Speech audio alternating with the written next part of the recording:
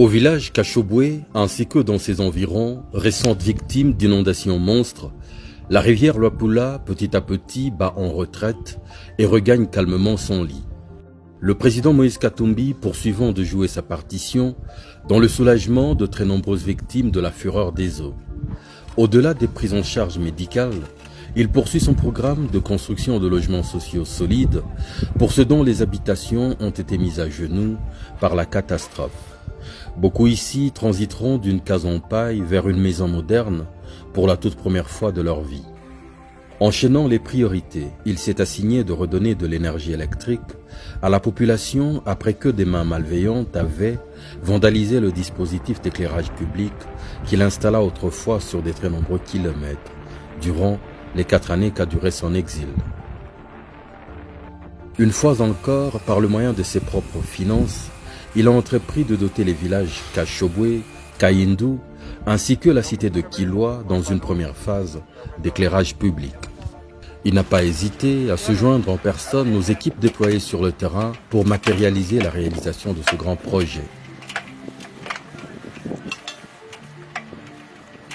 Autant d'occasions pour lui de sensibiliser la population ainsi que les techniciens sur les gestes barrières pour freiner la propagation du Covid-19.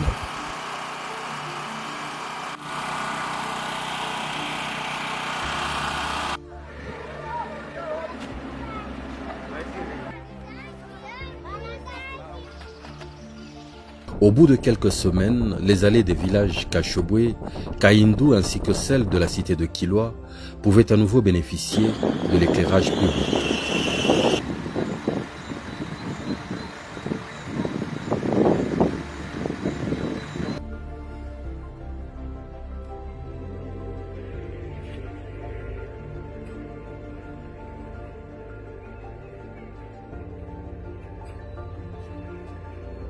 Au même moment, à l'aide d'un parc solaire géant, il a distribué de l'énergie électrique aux activités essentielles du village, en investissement dans les énergies propres et renouvelables. À nouveau, les différents commerces pouvaient rester ouverts longtemps après que le soleil s'était couché. L'hôpital et la zone de santé recevront en plus un lot de frigos solaires pour la préservation d'intrants importants tels que les vaccins et les poches de sang.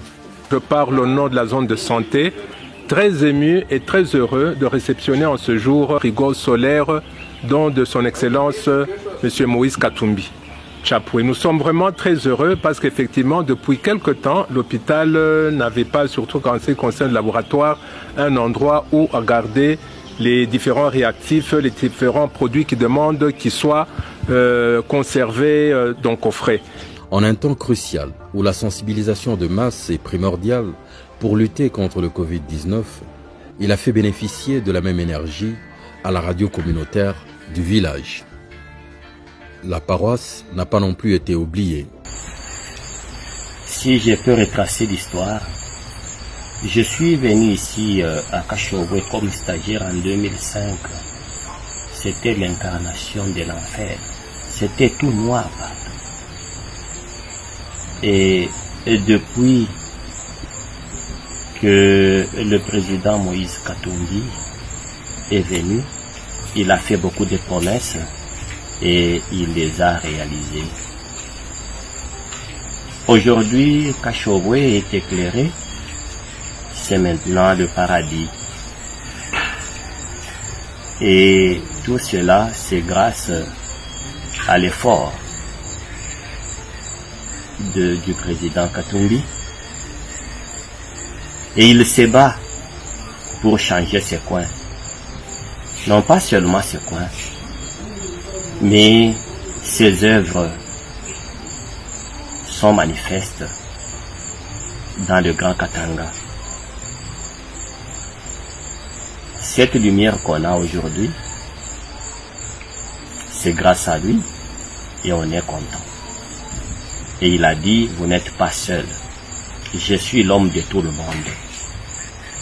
Kayindu est éclairé et je vois depuis que le président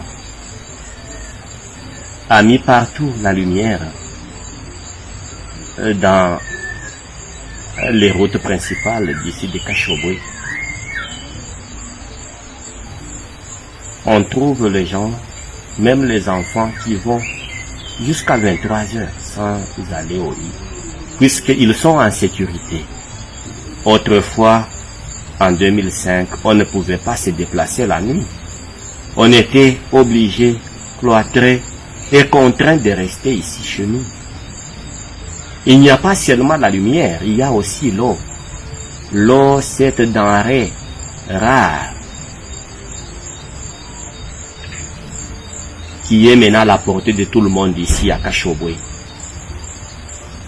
L'eau potable. On ne sait plus maintenant aller prendre l'eau de la rivière. Ces bienfaits ne sont pas passés inaperçus auprès de villageois qui l'inonderont de plusieurs cadeaux en nature, les poissons en tête de liste. Des poissons qui prendront alors place dans l'énorme chambre froide solaire du village. Profitant de la lumière, le sport et les loisirs nocturnes ont repris des ailes. Avec le club de tennis parrainé par son épouse, Madame Karine Katumbi, qui multiplie des rencontres vespérales pour booster les talents locaux.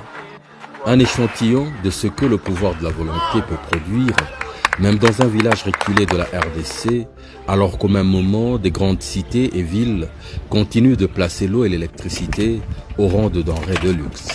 Si un homme peut le faire avec ses propres moyens, l'État devrait pouvoir en faire davantage au bénéfice du peuple.